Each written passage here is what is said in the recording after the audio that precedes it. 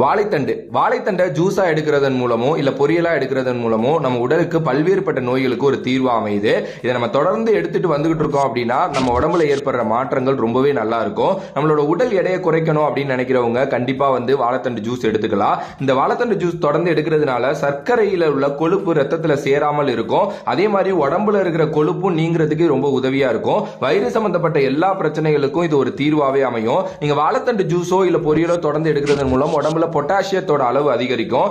இதோட சேர்த்து நீங்க எலுமிச்சை பழத்தை சேர்த்து எடுக்கிறீங்க அப்படின்னா உங்களுக்கு சிறுநீரக கற்கள் எதுவுமே வராது.